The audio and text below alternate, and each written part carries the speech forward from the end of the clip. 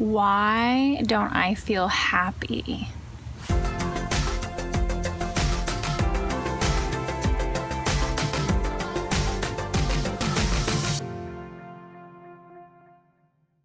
Well, that is a very good question. Many of you have heard of Tony Robbins, and he talks about the 6 human needs that, if they're not being met, can create feelings of unfulfillment and unhappiness.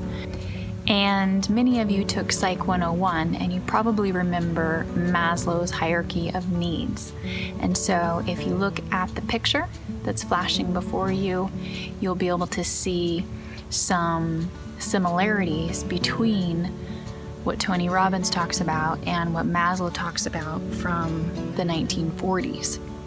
And so I wanted to go through and explain these to you and then give you some tips on how to meet your own needs so that you're not at the mercy of other people and therefore can create your own happiness.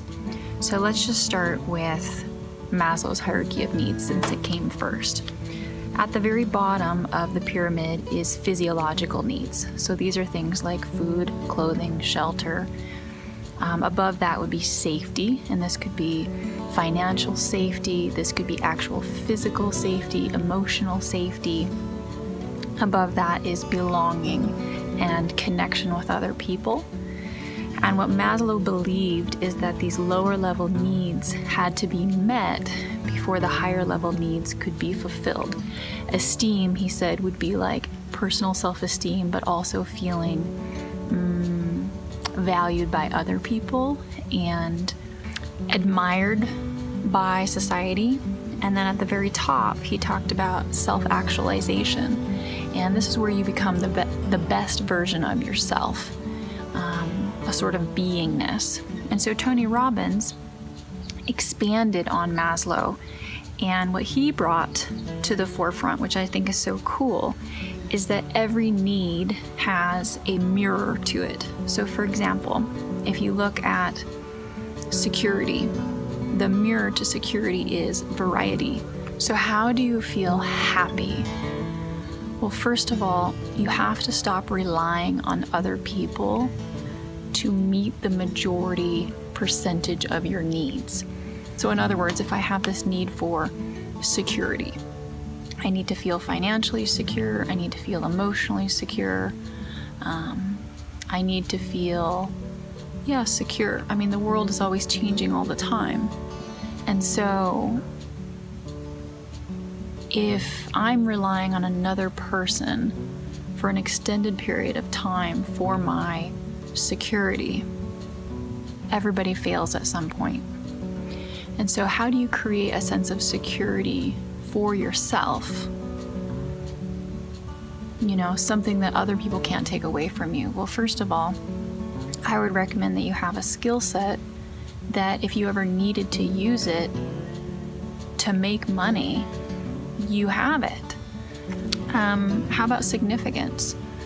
You know, how do you feel significant in and of yourself and not rely on your husband or wife to make you feel important or appreciated? Now, those things are nice, but they should be icing on the cake, right? They should be the last 10%, right? I'm responsible for 90% of my feeling significant. And for me, it took a lot of digging and shadow work and journaling, but I finally came to the realization that I am significant simply because I exist. That's it. And no one can take that away from me, hopefully. Growth.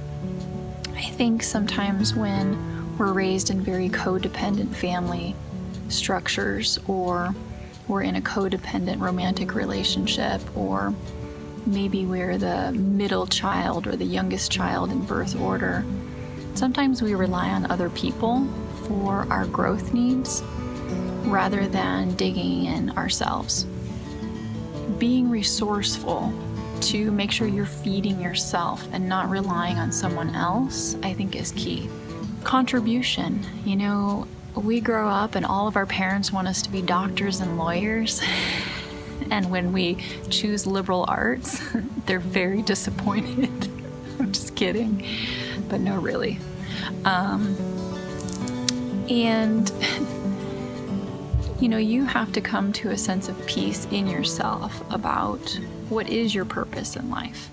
Now, mind you, I think that you really have to take care of some of the more basic needs, like putting food on the table and making sure that financially you're secure, maybe doing some therapeutic work to make sure that you've got decent relationships with yourself and others before contribution might be even something to consider. I don't want you to feel pressure to know what your purpose in life is until you've really handled kind of some of the basics.